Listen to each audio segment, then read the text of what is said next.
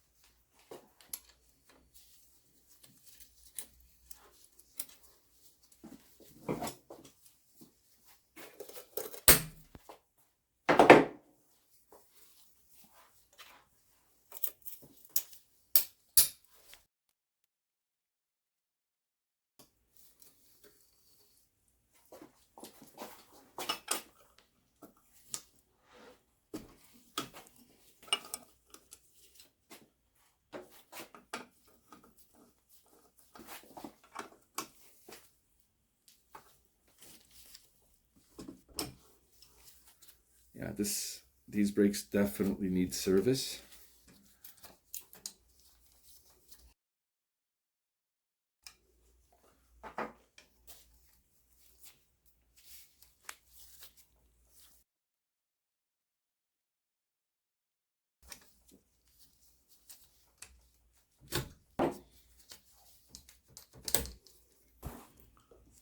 Okay, all the parts are off the bike. Everything came out relatively easy, except for the bottom bracket. Gave us a bit of a hard time as there was no grease or anti-seize put in there. So we had to get the big breaker bar out, but it's okay, we got it done. I'm just gonna clean up the frame a little bit, give it a quick polish, and start putting it back together.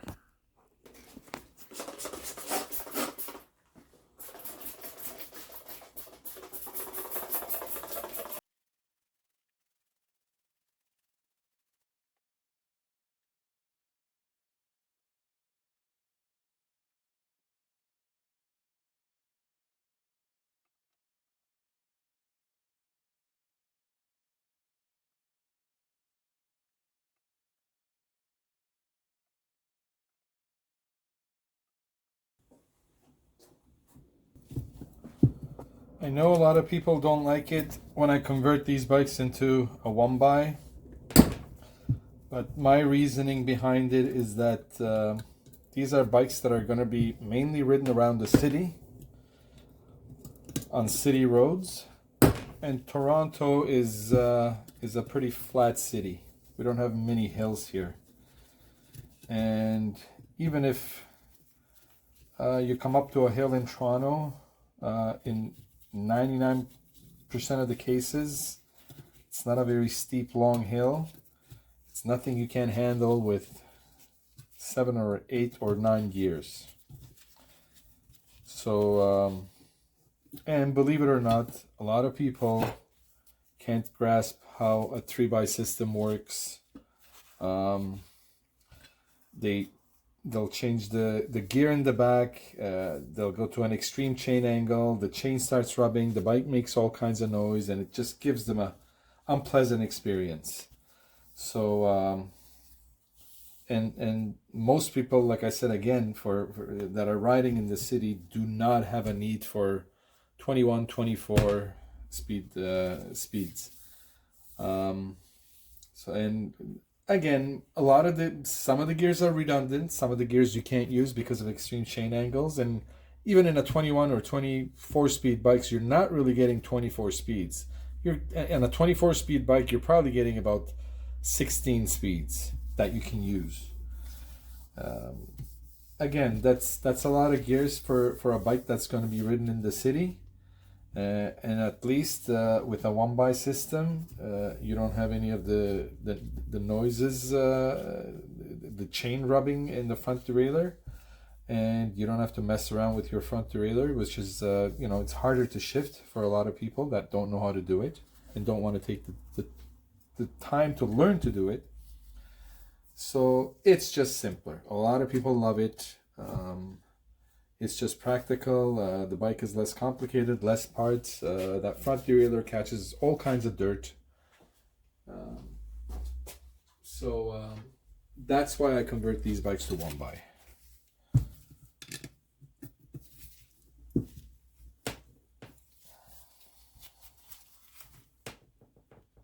Oh, wow.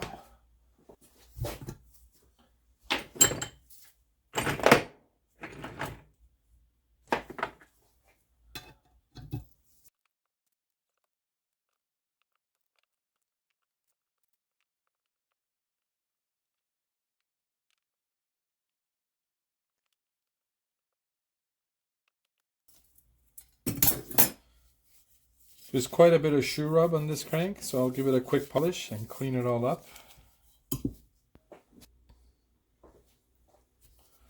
I was talking about this this kind of situation on a handlebar on a rally that I did a couple of weeks ago.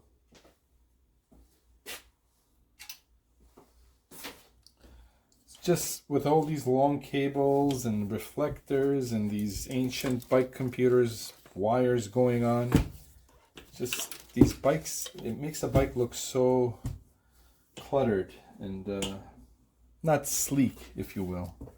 The bar ends. So if you clean this up, the bike looks better, starts looking better right away, in my opinion.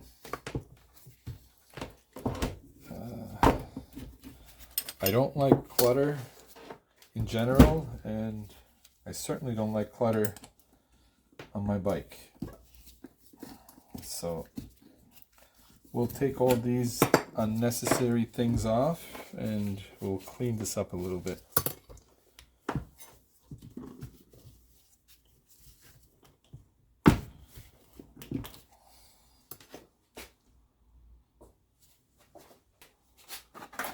I know some people use compressed air. You may not always have it. One trick I use to get old grips off, I'll get in there with a very thin screwdriver, pry it open a little bit, spray some soapy water in there,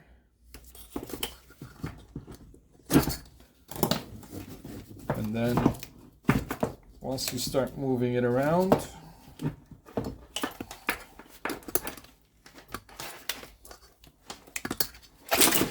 comes off.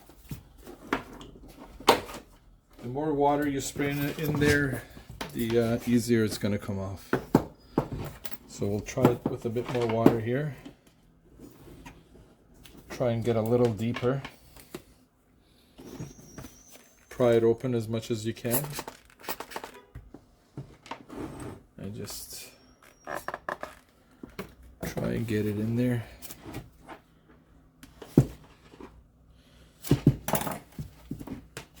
See, it starts moving right away.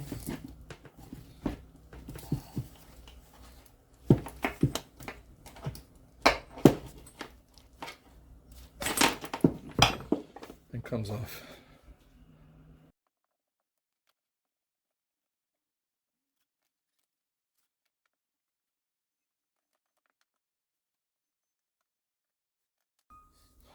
Looking good already.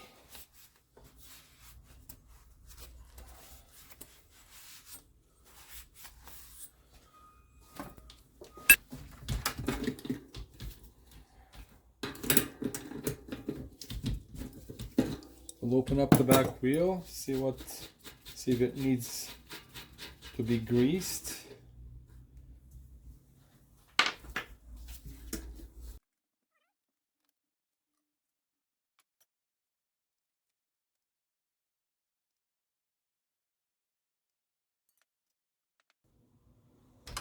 Doesn't look too bad, but we might as well take everything out and clean everything up.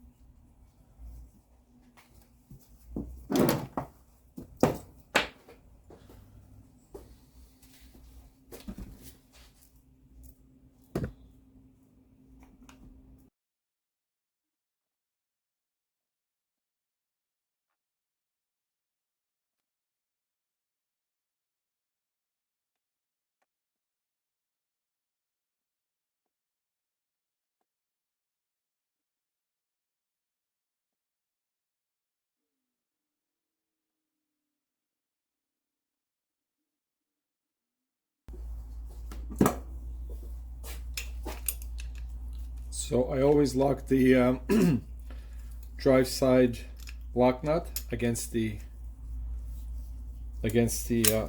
cone,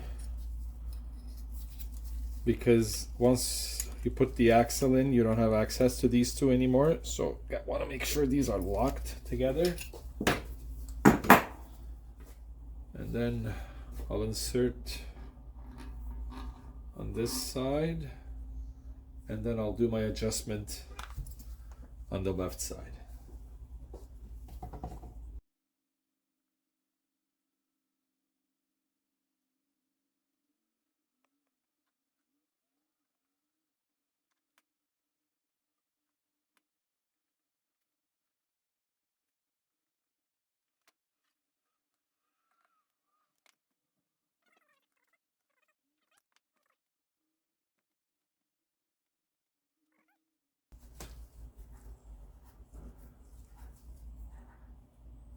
Perfect.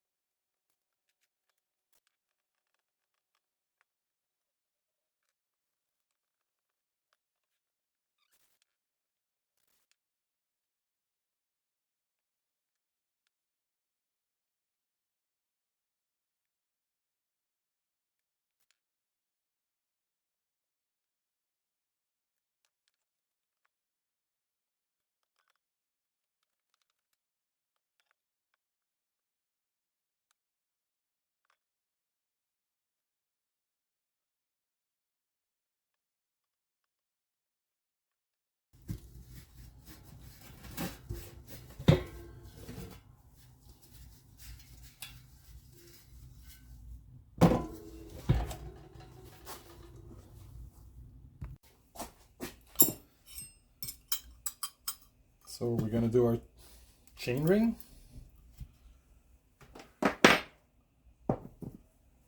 The two options were black or red, and I'm usually not a color person. I'm not into flashy colors, but I thought, hey, this bike is all silver. Could use a splash of color. So I got the red one.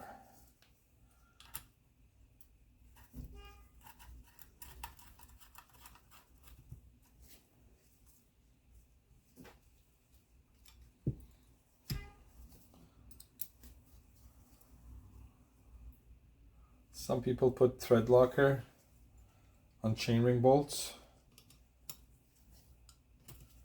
Me, I'm the opposite. I like to put a bit of grease. Makes it so much easier to so that the bolts don't get seized, and next person that changes the rings on this bike will thank me. I've never had a chain ring come loose, so I think grease works.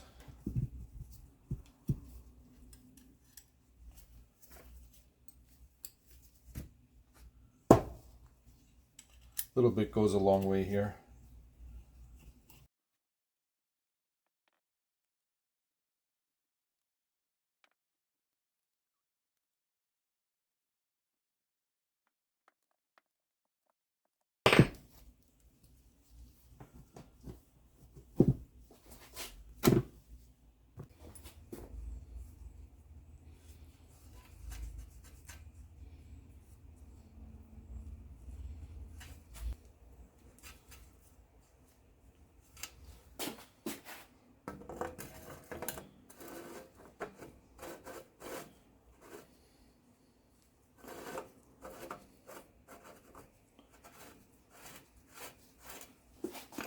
I'm using the bottom bracket that came with the bike.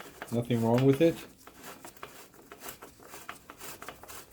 Just that it was never, they never used any anti-seize or grease when they put it together. So I had a bit of trouble taking it out, but it's perfectly fine. Now I'm using quite a bit of grease.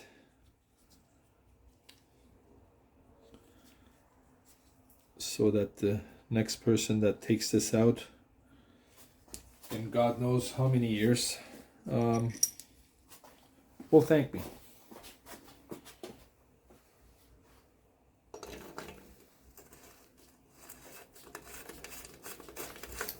I have the bike in the bike stand by the seat post. I'm supporting the frame from the rear triangle with my left hand. There's absolutely nothing with cranking down on the bottom bracket like this. That's nice and tight. We'll do the other side.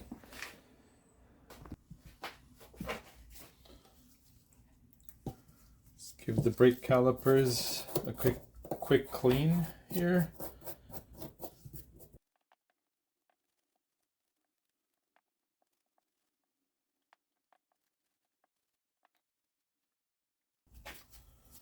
What I usually do is wrap like a number 4mm Allen key with a bit of 1000 grit sandpaper, very fine, and I'll just get in there into this little bushing here just to clean it out a little bit. Sometimes they corrode in there. Just make sure that the brakes are nice and free when they're installed.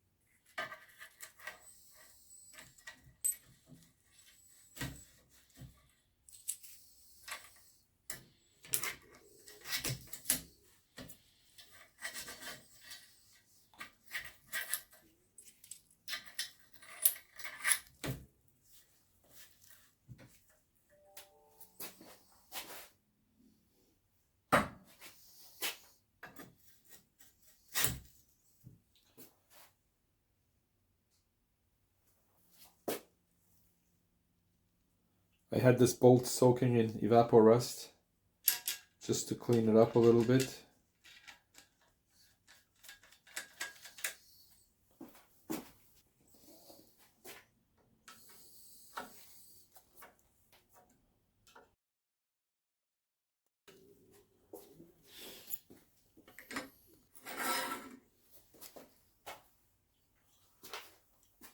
Just gave the brake levers a quick polish.